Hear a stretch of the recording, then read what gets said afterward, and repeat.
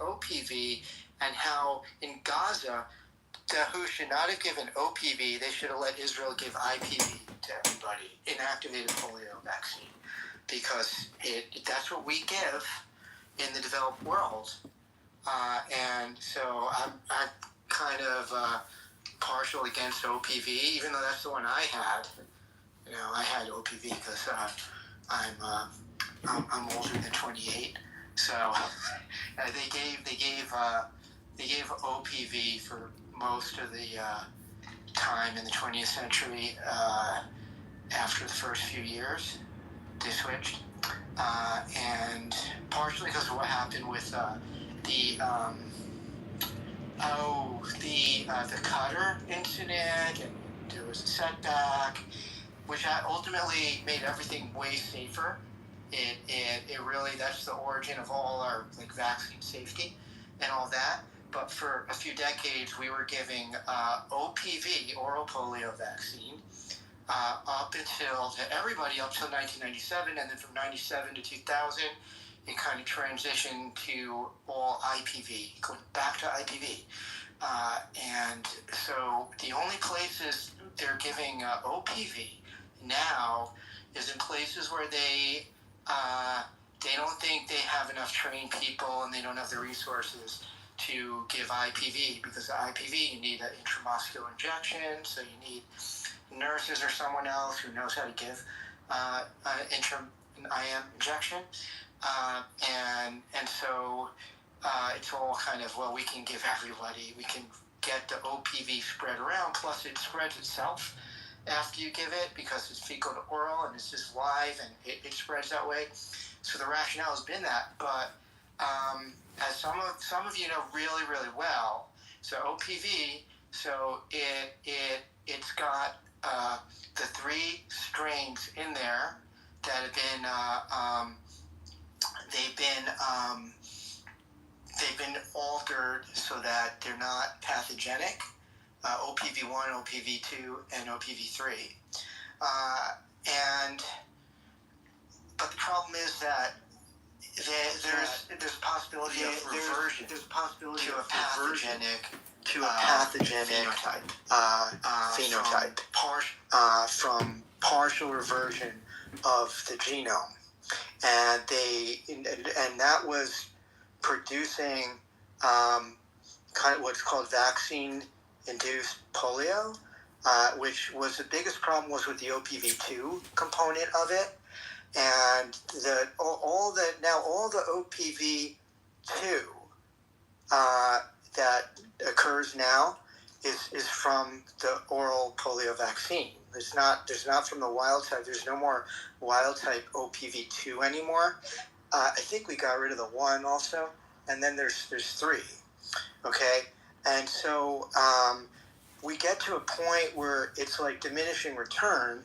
It helps most people, but there's that small amount that if they're a little bit immunocompromised, or if there's reversion, it gets into the water supply, then it'll affect other people. And so there was the case that we had in the United States a few years ago in 2022 of unvaccinated. You still there, David? David. We are just listening to you because you're making a lot of sense. David, I think we lost David. Oh my God. That's Berkey. He put him down because he's a Zio. What are you saying, little... Hold on, I think he's back. Now, hold on. We got people ahead of you, sir. Expand it a little bit, yeah. So, hold on. It's not your turn. Dave? I kid. What I don't know. He'll probably come back. Because I got a vaccine or not. So, yeah, that's all I have to say. Okay, we'll go back to you, Dave, after Joy. So go ahead, Joy. You said you were autistic. Yeah, I'm autistic, but I'm not sure if it's from having the vaccine or not. We need arrests now! Justice for vaccine survivors now! Justice for They kicked me.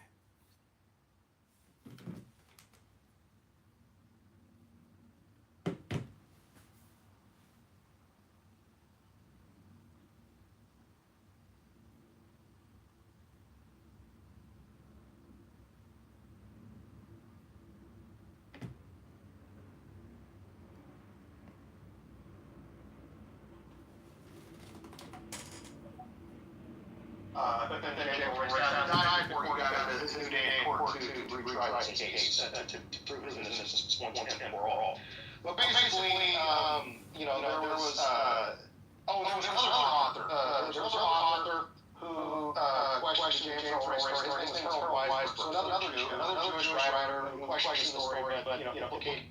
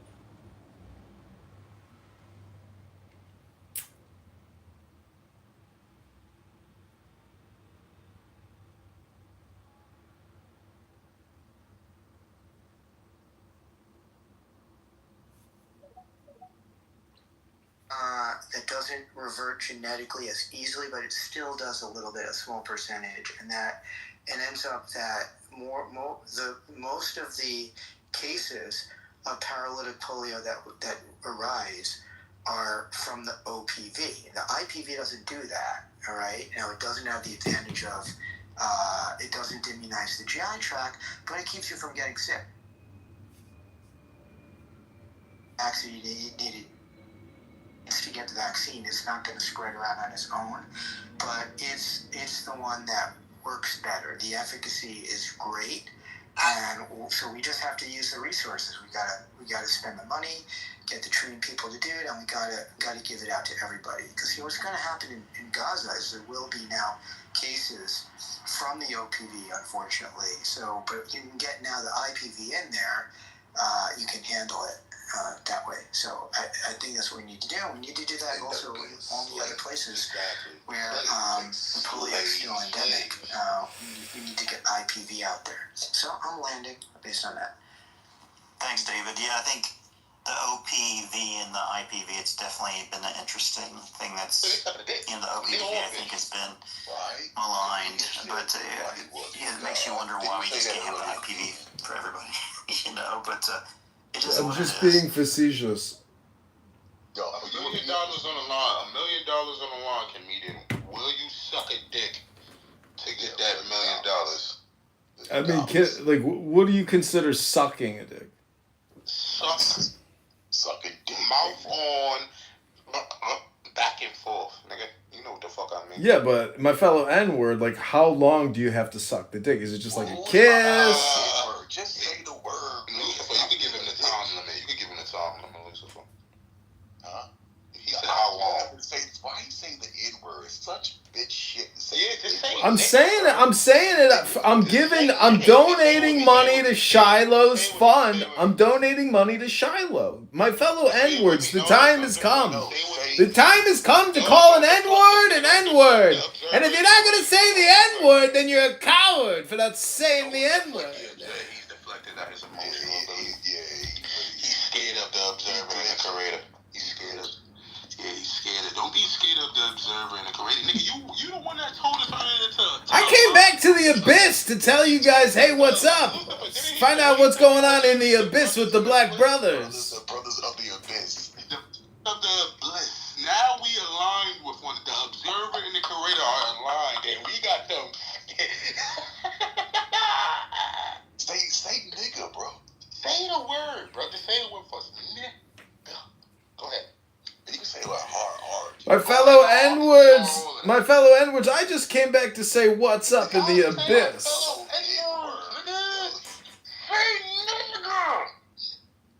Say nigga. Shiloh.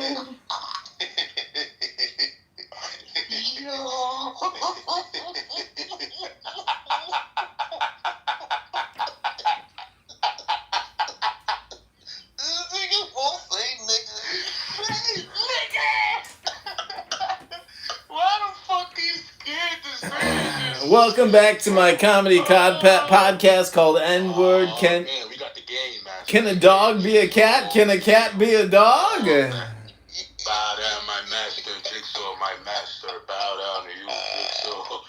Let the games begin, Jigsaw. Good to see you. We got the observer, the creator, and the game. Jigsaw. Oh, man, comedy. You didn't want something. You got it. That's right. You're here live.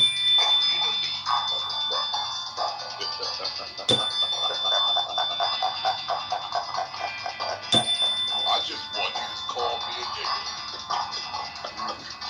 He just wants you to call us a nigga. And when the games begin.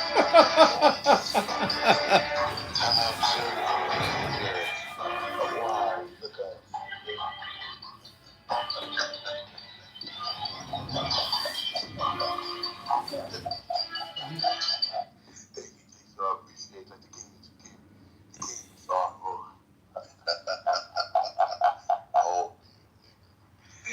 comedian, call us a nigger.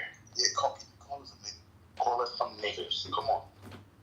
He gonna do it with you, boys. Listen, you N-words, I'm not going to call you an N-word. It's for low IQ people that only use the N-word. Obviously, I'm in another room with low IQ N-word people. The N-word again. I don't know. To be honest with you, comedian, you have a lower IQ because you can't step beyond that boundary. It shows your incompetence. Really, it does. No, I'm live streaming on 15 different YouTubes. If I use the N-word, I'll get censored. But since you're N-words, you got the N-word pass. You can use the N-word as much as you want. Call us nigga. Call us. Are you scared of YouTube? Wait a minute. Are you scared of YouTube? Are you scared of YouTube? Oh shit. Oh, they say YouTube be a god. He's probably sucking YouTube's dick. Yeah, he gotta be sucking it. The guy that runs YouTube. Who is the comedian? Who are you sucking? Did you? You guys are just projecting dick sucking and N-words. This is very low IQ. What is N-words? I don't understand N-words. Can you give us N-words? We don't know what that is. What is N-words? Say the word. Let me ask you a question. If somebody offered to pay you $1 million to suck a dick for 10 minutes, would you do it? When we asked you that question, you didn't answer. Yeah, we waiting for your I'm answer. asking you first as a follow-up. Would you suck a dick for $1 million? Yes or no? Ask you. Then why don't you answer the question first? We asked you the question. We asked you the same. I told you I'm not going to use the N-word, my fellow N-words, and I'm asking you what you asked me. Would you suck a dick for 10 minutes? Why are you afraid to answer our question? $1 million.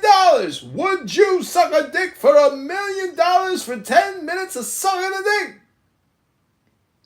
What if we already have millions in the bank? That ain't nothing. What if you sucked a dick for free and didn't get paid the $1 million, but you needed a lawyer to sue the person who offered you the $1 million for sucking the dick?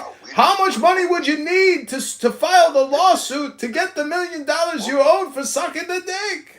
What would we need $1 million for?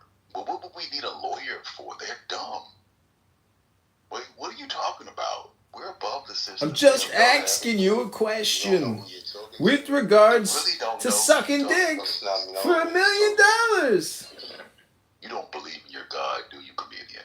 RFK Jr. will order placebo testing for new vaccines, alarming health experts. The observer has to head out. Catch you later, brother. I'll leave you with this peasant. All right, man. One love. Let the games continue. Oh, comedian, you're so funny. Why do you think that we need... Oh, look, Summer's here. Let's get Summer in here. I didn't think that Benji was going to stay long. He likes to observe and laugh at you guys. You guys are funny. Come on up, Summer. What do you have to say? I invited you up. What's up? What's up? How's it going? Everything is fucking awesome, man. Can a dog decide it wants to be a human being? Possibly, yeah. Okay. And then if a dog is a human, or are you going to hold to your moral? Wait, let me ask you, do you have morals and integrity? How important is morals and integrity to you? Does that mean anything, morals and integrity? The question doesn't mean anything, right? It's just all about how you conduct yourself. How you conduct yourself? I mean, what do you mean? Are you into like bucking motherfuckers and making him act a certain domesticating people?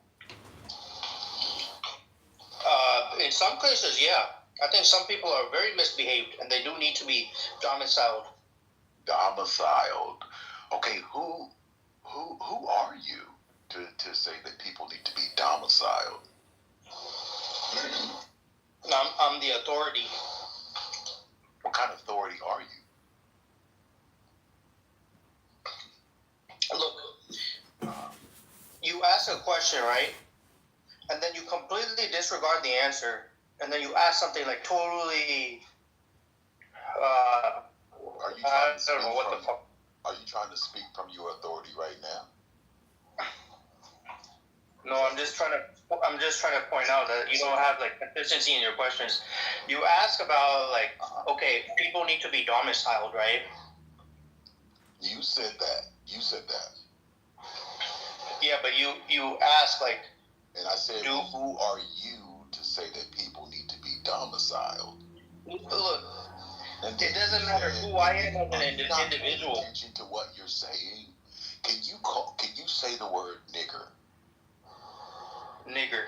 There you go. Look at that, comedian. It was that easy. Why do you think comedian can't call and say the word nigger? I don't know. You think he's a bitch? You think he's a bitch for not being able to call me nigger? It's his choice, right? Everybody has their own choice of language and vocabulary. He said the N-word, and I don't understand what the N-word means. You asked me, can I say the word nigger? Why are you saying N-word now? Why are you saying N-word? You literally... Are you asking him? I was asking you what the fuck. No, if you asked me, can I say the N-word? I would have said the N-word. But you asked me. Well, what is the N-word? You asked me. What is the N-word? What is the N-word, Summer? Your ethnicity or your race. What are you talking about? My ethnicity? What the fuck are you talking about? I'm talking about the people on SNAP benefits or whatever. Like, I'm talking about those people. evil what?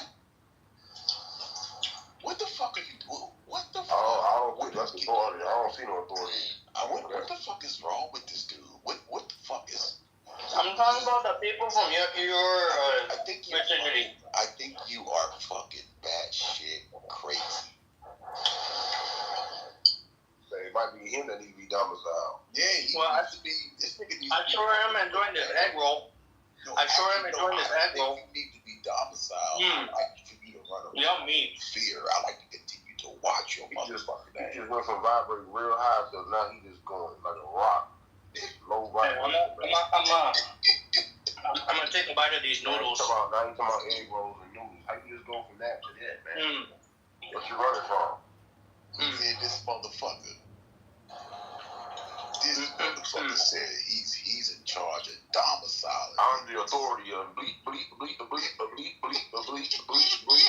And you just started crashing out like, dang, bro, stay on the course, man. You just went from your high seat to an egg roll of noodles. Can a nigga enjoy his egg rolls and noodles? Hell yeah, nigga. Go ahead, man. We trying to figure out what authority you was talking about. I guess it's egg rolls and noodles. Yeah, thanks, Hustle. Get me back one now. I almost lost that. Yeah, so tell me what authority. You try to wiggle out that jam. Ain't no wiggling there. What authority do you have, Summer?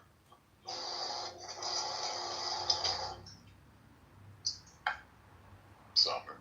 That's probably what he was told by his parents or his ancestors. You know. Oh, shit. Probably he told him that he had authority.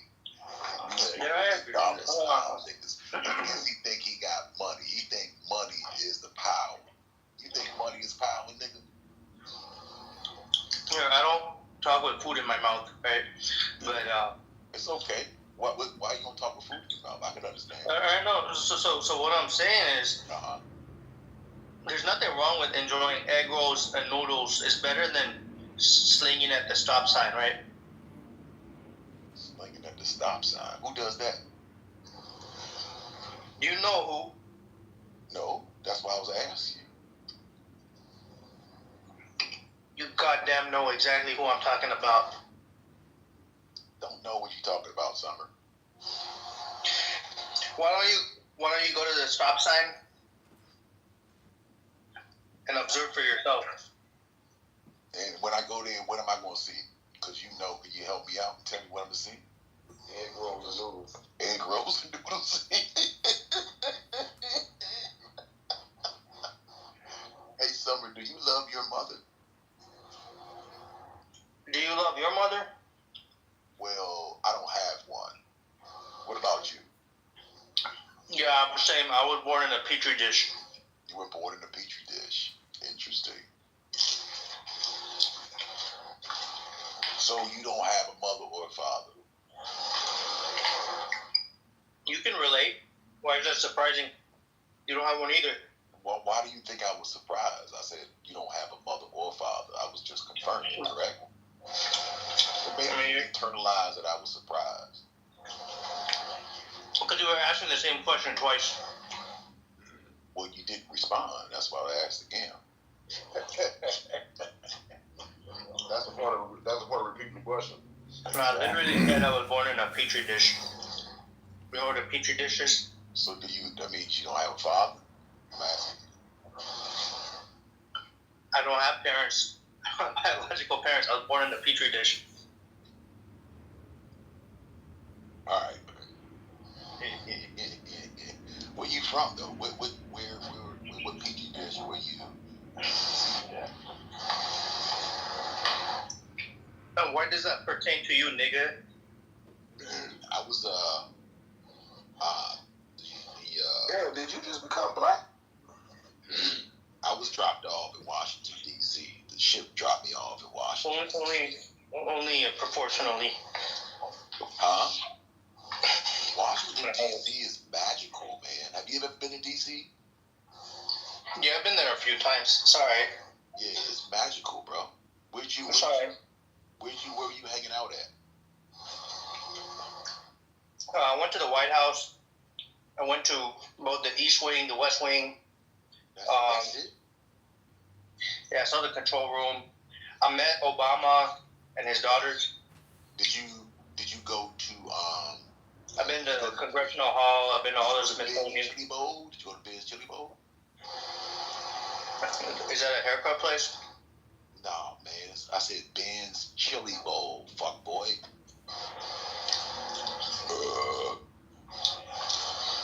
You're showing your class. I said Hold on. Ben's Chili Bowl. Is that what you do after you eat at Ben's Chili Bowl? Burp like that? I have to say something. I do what the fuck I want to do. How's about that? Is that what you do in public? You stuff yourself. You stuff yourself on Ben's Chili Bowl and then you just burp. I'm butt naked right now and I'm sitting outside. I do what the fuck I want to do. Do you? Exactly. Do you do what the fuck you want to do, or do you do what I tell you to do? I do exactly what I want to do, but I maintain a decorum, and I do things in a classy way, not in an uncivilized way. Yeah, you're my slave. I love you. Well, oh yeah. Good and faithful. Oh yeah. I'm totally the slave, right? Totally. Did you know that the I was brought here straight from West Africa, and Did you know that I was a slave for like 400 years. Do you know why decorum was made up? They made it up on the ship. The captain of the ship announced to all of us while we were on our way from across the Atlantic. He told us, "Okay, that was deep. This is how it's gonna be." So, do you know why decorum was created?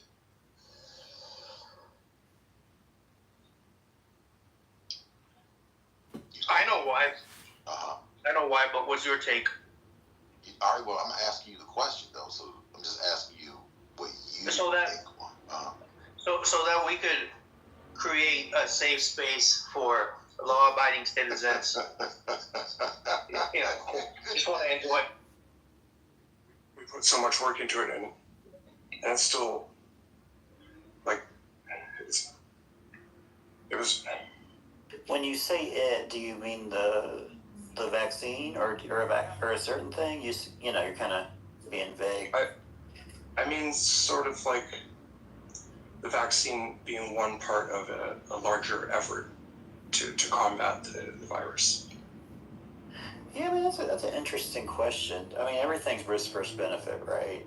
And so I think as long as, the benefits outweigh the risk of said intervention, I think that's when it's worth doing. I just took my boards and I was studying, number needed the tree, relative risk reduction, absolute risk reduction. And what's really interesting is, number needed the tree is actually like the inverse of the absolute risk reduction. So it's, I think as long as, and once again, we always want good trials, good studies, and good, long-term data for outcomes. And I think as long as whatever your intervention is a benefit rather than a risk, it's, that's why we keep doing it. And so obviously some things have more benefit or more, and some things have more adverse. And so that's kind of what we learn over time. That's science, right? We find out what works, and then kind of where we're going with kind of genomic medicine and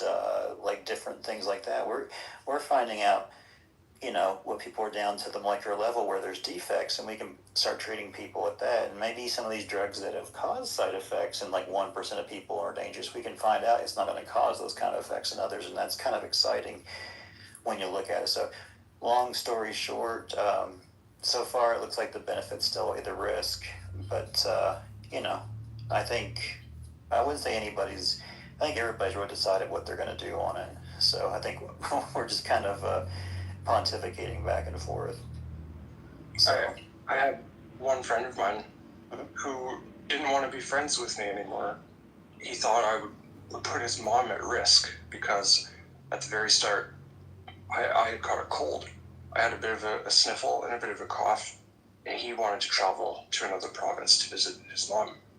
And he said if I didn't take the COVID test, that I was responsible for putting his mom at risk. And then we didn't talk to each other again, but then I found out some years later she died anyway. And it's like, we can't be friends anymore because he thought I was putting her at risk, and then she died anyway. Like, well, I mean, that's, I mean, no one should ever put friendship in that kind of bubble, but at the end of the day, I mean, it's up to you and him to kind of make peace or whatever, but the pandemic was scary for a lot of people, and, good or bad decisions, people made them, and, yeah, if I've learned one thing after time is that, time heals wounds, so never be afraid to reach out and try to repair, so that's, but we will move on. Did you, thanks, though, for speaking, Si. Jeffrey, did you want to comment? Yes, thanks. So I'll identify myself again. I'm Jeffrey Johnston, International Affairs columnist for the Kingston Week Standard. I put up in the Jumbotron post that I did earlier this year. I want to address that account, the Republican account that was screaming and yelling and spreading disinformation, but also it was very disturbing. I actually had to duck out after a while just because he's requesting again on his third account. Can you believe that shit? Yeah. So in a nutshell, what he was saying reflects a very dangerous trend on social media, and you have the far right making clearly threats against public figures like Dr. Fauci and others. And this doesn't just extend to famous people. It also extends to journalists such as myself. And I myself come in for threats. I myself am a journalist. I consider you famous, Jeffrey. In a very small city. Anyway, I get all these crazy threats, people saying that they hope that I took all the clot shots, and one said, I hope I took 100 mRNA shots up my butt, and they also made a very anti-Semitic remark. A lot of the time there's anti-Semitism infused with this, saying that these are Jewish shots made by Jewish scientists. That's what these people in this room are doing. There's a lot of anti-Semites in this room right now. In fact, the fucking mods are all anti-Semites. Worked during the pandemic organizing wild. mass vaccination clinics and advocating for the most vulnerable people in our society. And many of these are women Jewish doctors, and they are targeted for the most vile sort of anti-Semitism, where people are saying, we hope that you meet the same fate that your grandparents met in the Nazi death camps in Poland. Threatening to put them in ovens, threatening to kill their families. Now, I've got, emails where they say that I will be put on trial at Nuremberg 2.0 and I will be hanged, because I have written lots of articles about the importance of vaccinations and public health response to COVID-19. And earlier tonight, I spoke about the measles outbreak and the importance He's of a Canadian, ladies and gentlemen. And these You people can hear on it the in his right are the voice. far right, not just ordinary people, but the far right.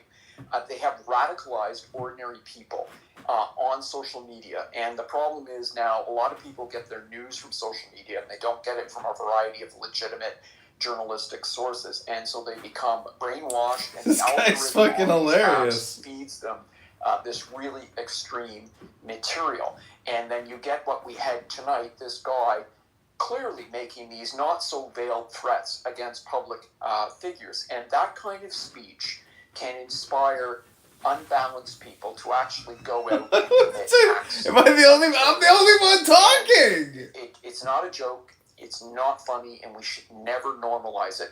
And, doctors and nurses and healthcare workers and journalists are on the front lines of this, and we're the ones being threatened. And I take it seriously, and I hope everybody else It's does. called life. So thank you. How would you even get, I don't think the vaccine would work that way. I mean, I don't know, Dr. You're a doctor. That's of all what Jeffrey said, that's what you focused on. But Jeffrey, I agree. No, I appreciate it. I appreciate what I you're saying. hope I would never take a vaccine in that route. But it is what it is. But yeah, I think Jeffrey, that guy clearly was just a troll, and I don't think anybody in our cell, he's requesting again. I don't think anybody took that guy seriously. seriously, because he's just has every stupid talking point, and he proved his ignorance and his lameness all in one fell swoop. Spot on, I think. You know, I do want to stress, though, that a lot of these guys, when you look at their accounts, there is a lot of misogyny and anti-Semitism just below the surface. As I say, you know, I interviewed a prominent doctor in Ottawa. I've interviewed her a whole bunch of times, Dr. Neely Kaplan-Wirth, and she organized these clinics called Jabapalooza, and they would vaccinate thousands of people, and they prioritize the most vulnerable people, so pregnant people, elderly, cancer patients, children who are old enough to be vaccinated, family members of cancer patients, because the cancer patients couldn't be vaccinated. And for her troubles, people were threatening to kill her. And she had to file multiple police reports, and there have been arrests in this. Did you hear this, Jabapalooza? There's always anti-Semitism. They always what is all this check anti-Semitism shit? when it comes to their complaints. And I know Truther gets this, and I know, you know, I'm Christian, but when I see this stuff and when I get this stuff, then I become a Jew. Because when I write, he's Jewish now. For a he was short a Christian. time, now he works in Medicare. Now he's a journalist. Anti-Semitism and the hatred that is directed towards Jews, and that gives me a greater appreciation for what our Jewish brothers and sisters and women are going through during these times, because the far right is empowered and they feel like they can say these hateful things with impunity, and in many cases they can say it with impunity because they're getting away with it. And the best I can do as a journalist is to never get into this crap. Never. You know, if you threaten me, if you send me an email, you know what I do? I end up by writing an article about it. And so in 2023, my account was inundated by hate from these anti-vaxxers and anti-Semites. And so over the course of 3 days, I received thousands and thousands and thousands of hate messages, and people threatened to rape and kill me and all this. And so I ended up by doing a big article, and I interviewed an expert, and close to 1 million people read it. And you know what? As soon as the article was published, it stopped. So the only way to deal with these people is to stand up to them. You go. Strong, courageous patriot. I appreciate it, Jeffrey, but you know, we will not facilitate anyone that is making actual threats, and we will chide in them and make fun of them and report them if they so are making threats. So, and that goes for Mr. Banhammer. So you know who we're talking about, Banhammer. So cut your shit out. Berkey, who is next? Is it this Max person? It's Strategic Jane, actually. Okay. Well, thank you, Max. Strategic. Okay. Strategic Jane. Hey, thank you, guys. Very polite, very polite. I appreciate it. I just wanted to mention one thing, and you mentioned misinformation. The amount of disinformation that has been spread on the internet has taken off like wildfire. About just a year before the election, it seems like it ramped up, and now it's turned into, it's gone from being on the fringe to being something normal to hear a member of Congress put out a Kremlin talking point. And given how much friendlier our president has become with Vladimir Putin, I don't even want to think about this, but I guess I think it behooves everybody to make sure the information you are counting on and you are finding as your ground truth in is in fact consistently maintaining its quality. Make sure that you do that, because you can find information sources slipping. very suddenly, and you may or may not even notice it. And it's really worth your while to keep track of it. Just bounce test your sources every now and again to make sure that they are still putting out quality information on anything. It's really important. It's true with national security, things like this, but conspiracy related stuff, I'm frankly blown away that Laura Loomer is determining who is on the National Security Council staff, who the National Security Advisor is, or at least has a hand in advising the president. And I'm not going to get into the discussion of why that's happening, other than to say, oh man, we are really in trouble if this is the case, because she's not making any informed decisions about national security. Laura Loomer's not making any decisions that are based in our reality. Exactly. She's into her own reality TV show or something like that. I mean, she's just been, I was thinking for a lot of years, she's just shouting in the rain, and I realized, no, she's not. She has a purpose, and that purpose is not known to any human being besides Laura Loomer. Yeah, that's very true. Good point. She is. But what's really sad though is like the one thing her and I actually bonded over. We were saving dogs from a New York website, so it's just sad that people can or have the possibilities are such good or such freakazoids sometimes. But yeah, it really is. Anyway, thank you very much. Okay, Max, now you're up. And thanks for letting me speak. I'm a long-time listener. This room, and also Ian Copeland, although he does less spaces these days. I don't really know where to start, so I'll just give it. I was going to say Ian Malcolm. Sorry? Dr. Copeland! Ian Malcolm. No. I'm definitely not on Team Groiper, just to throw that out there. And I don't have any criticisms of vaccines. And even if I did, I don't have the knowledge to read the studies that would prove me right, even if I read them, which I don't. So let's just get that out of the way. I'm not on that team. So here's what I'll say. I implore you guys, I beg you guys on some level. In fact, all I've done for the last 18 months, and this isn't a joke, is sit in my room. I document Jew hatred for maybe 18 hours a day. Damn. I don't sleep very much. I don't go outside. We have reached a point of essentially no return. You already know this, okay? We used to say on October 7th and the preceding months that we cannot let it become normalized because we all know what happens once it does. And yet it has become more than normalized to the point where even letting these trolls have any airtime whatsoever is dangerous in a way that I don't think any of us are willing to face. For example, even the seemingly innocuous ones can be quite malicious if you push them. So just give me as much time as you'll let me have here. For example, Joy just came up. Okay, you might not speak Web3, or to put it a different way, you might not speak crypto. I speak crypto. I speak Web3. She's a goddamn milady.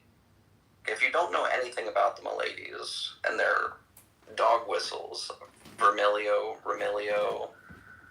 and the other ones I won't repeat, then you might not know exactly who they hang out with. But if you're concerned about people hanging out in the JQ rooms and you're completely oblivious to what a milady is, it's just a time of the signs without being aware to how bad it really is. So this is the key takeaway before my ramble becomes probably incoherent because I don't like speaking in front of big groups.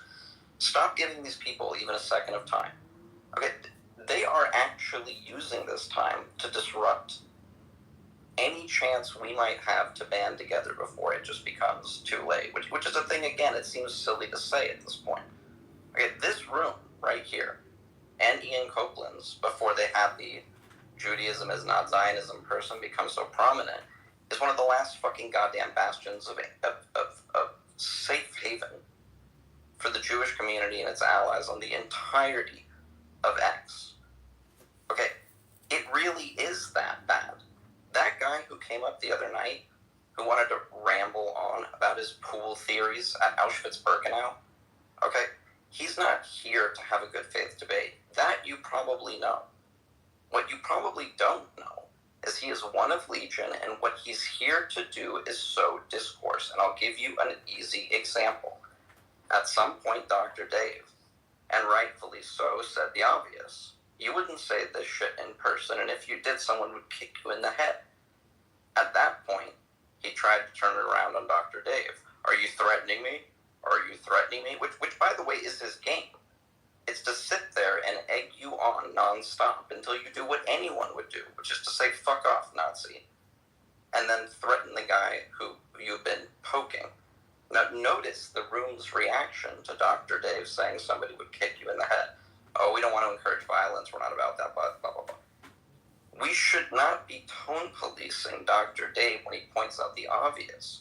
Which, if you need it to be more obvious, let me say this. That guy, they had a pool at Auschwitz, look how smart I am. Okay, we wasted 2 hours on his dumb ass. When anyone could just link him a Red Cross document of a modern day nature, which specifically says it was 6 million Jews and 5 million others. Okay, he's here to sow discourse. They all are. And this is the part where nobody likes me for saying the obvious. They're winning. Okay, they are winning. I every night hope to find a room like this to see some element of the light fighting against this darkness. And what I see is 10 fucking rooms all debating the JQ question or trying to pretend as if they're just having polite discourse, like Suleiman, who on October 8th said, oh, look, I'm not anti-Jewish, I'm anti-Zionist. Oh my God, Mario desire control space, Mario controls that. Dude, that guy just hosted a debate where the question was, did the Zionists have a partnership with the Nazis? Okay, I don't know how nobody can see this but me, and maybe it's just me being paranoid, although I hate to consider myself paranoid in the current climate. Something very bad is brewing, and we should not be sitting here talking about, oh, these dumb trolls online, blah, blah, blah. No, these are the people that we might actually be fighting against in a couple of years' time. We're so hell-bent on making it anything on. Yeah, anyway, it's a how much time you got thing, but if there's any dialogue to be sparked from my little rant, I would appreciate it, because I'll say this last. When I talk to my non-Jewish friends, they say it immediately. Holy shit, this is going the exact wrong way. When I talk to my Jewish friends, they cope. They don't want to hear it. I'll give you a little anecdote and then I'll drop. I had a friend who was, suffice to say, more than kind to the anti-Zionist crowd, mainly because some of his friends had become anti-Zionists, as I'm sure many of your friends have. Well, when I pointed out to him that something very nasty is brewing, and he should probably live his life based on that prediction, what he heard was, you're raising your kids wrong, you're living in the wrong place, you should listen to me and not your own gut. Okay, there's no way to tell a fellow Jew at this point that they're in danger, and by definition avoiding that danger is a mistake, without telling them that they're living their life improperly. And so they cope. Again, any non-Jewish friend I have will immediately capitulate. This is going somewhere very bad. So it worries me more than not that the most pushback I get to my quote paranoia is from my own tribe. But on that note, I'll if anyone wants to comment, go ahead. I mean, I'll just say that first of all, it is pretty funny that I thought you were a Groiper, and then you're like, I spent 18 hours fighting against Jew hate. There you go. Oh, he's there. Okay. Yeah. So just, I mean, I understand and appreciate what you're saying. I think that this is like an age-old debate. Like everyone has it, and we have the same kind of debate with vaccines as well. Like, do we let anti-vaxxers talk? Do we debate them, or do? Or do we just hope they go away and then the problem goes away? And if we just ignore them and just, let them talk in their own rooms and, it's similar to the rise of, anti-Semitism, all these Jew hate rooms and JQ spaces.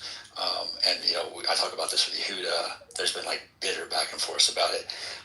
The consensus, though, appears to be that while going in their rooms and giving them exposure isn't necessarily a good idea, allowing them to come into your rooms and exposing them, not for it to change their mind, because you never will change their mind. It's not about, same thing with vaccines, but to show other people their mentality, how ignorant it is, how easily it is to be dismantled, and to talk to people on the fence who could be convinced otherwise is better than having them spend that time in their own space where nobody will challenge them, nobody will combat them, and they'll be able to freely recruit more people, and they will recruit more people, rather than basically embarrass and shame them and kind of expose them for being frauds and for being hateful, bigots, racist, Nazis, etc.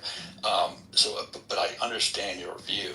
The problem is if you completely decide to say, okay, we're not going to allow anyone to come in that